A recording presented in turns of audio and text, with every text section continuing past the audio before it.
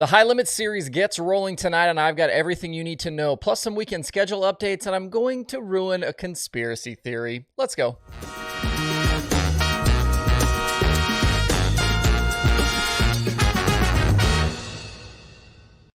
It's Tuesday, April 11th. I'm Justin Fiedler. This is DIRTcar Daily. I wanted to kick things off today by talking for just a minute about this video going around of Kyle Larson's car from Bulls Gap. There have been multiple mentions of this in my comment section. I've been emailed this video. It's been tweeted at me. If you haven't seen this, this was from last Thursday night. Larson, in the Kevin Rumley-owned 6 car, pulls onto the track and parks right in front of one of the Flow Racing speed cameras. After just a few seconds, you suddenly see the right front of the car move higher in the air. And I'm going to play it one more time. It seems as though some folks thought they had just seen something secret or special, or that maybe they caught Rumley doing something sneaky. But I hate to disappoint everyone, this was just some shock movement in the car. If you watch it really closely as the car stops, that right front is actually already moving, and it just gets into a position where the shock releases all the way. And it's made more apparent because of the way things are set up in the left rear of the car as well. And I'm no shock or dirt late model expert, and my terminology here is probably incorrect, but this is not uncommon. Shocks can be made to do all sorts of crazy looking stuff depending on valving and how they're set up. And we used to have to deal with it a lot for pit stops in my NASCAR career. Depending on the track you were at, you might have shocks that wouldn't release at all, and they would keep the tires sucked up in the fender wells, and you might have shocks that drop the tires out really slowly, and I've seen them drop out slowly to a point, then release really quickly. It certainly made hitting lug nuts and, getting tires in and out challenging at times. If you've watched any super speedway races from NASCAR in the past decade, you've probably seen a tire changer struggling to get a right front tire off, and sometimes almost standing on the wheel to get it to drop out. That's because of the shocks. Shocks are a huge part of attaining grip for race cars, and some series have gotten to the point where they're policed pretty heavily.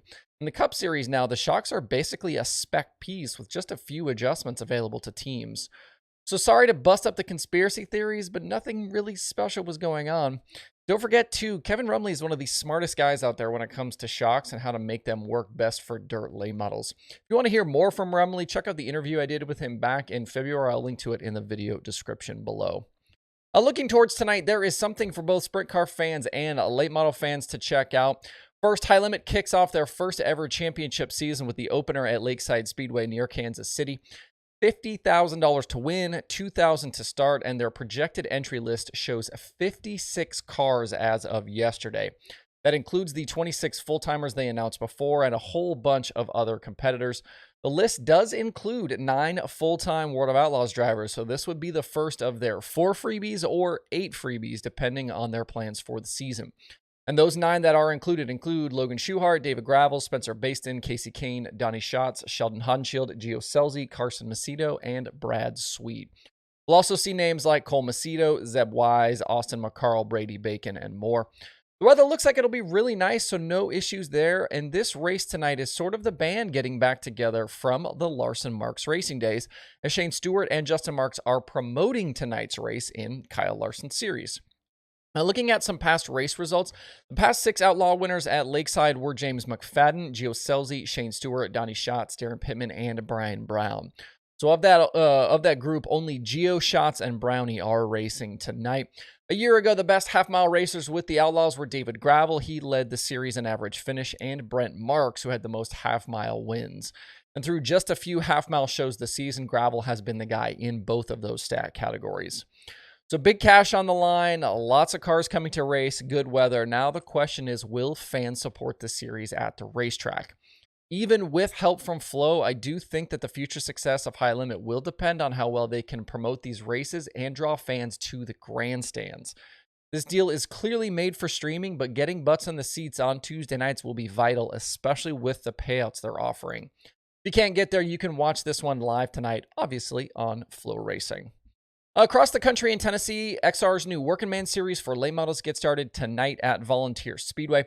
We saw an absolute banger there last week with Larson's show, and I wouldn't expect much different this week. Tonight is $10,000 to win, and it leads into the $100,000 to win show coming up this weekend. The payout tonight also includes open trailer bonuses, highest non-open motor finishing bonus, plus cash for hard chargers, heat race winners, longest tow. There's a whole bunch of extra bonus money in this one. This is the first of 17 races on this new Workin Man schedule. Looks like they could be right in the mid-20s right now for car count based on kind of what I've seen from XR and elsewhere. And there are obviously more cars possible. The field is a mix of kind of some local regional guys, plus big names like Ricky Thornton Jr., Mike Marlar, Tanner English, Chris Madden, Devin Moran, and more. I think this will definitely be a chance for guys to get some track time ahead of the big money show coming up on Saturday, which is why you're seeing a lot of these big names coming in. Hot laps are scheduled for tonight, 6:15 p.m. If you can't get there, XR Plus will have live streaming coverage. Looking towards the weekend, we've already had some cancellations and some schedule changes. First, the Super DIRTcar Series has canceled this weekend's event at Can-Am Speedway in New York. The track is too wet, won't be in raceable condition in time. Both the track and the series are trying to find a reschedule date. Super DIRTcar Series returns to action on April 23rd at Bridgeport Speedway. The other schedule change I've seen for the weekend is in Ohio. Last weekend, the All-Star Point season opener at Attica was pushed back because of rain, but it then created a conflict this weekend with Fremont. In response, Fremont has decided to push their season opener back a week to April 22nd. They also discussed racing on Sunday according to their social post, but decided to just wait another week. I know it sucks for Fremont, but kudos to them for making this move. I think splitting the cars and the fans for that area would have hurt both tracks, as these two facilities are really only about 30 miles apart.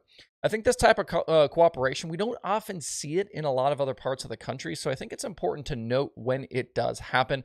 Definitely the right move, and again, kudos to Fremont for doing what they're doing. It's a solid day across the streaming services today, even though it's a Tuesday.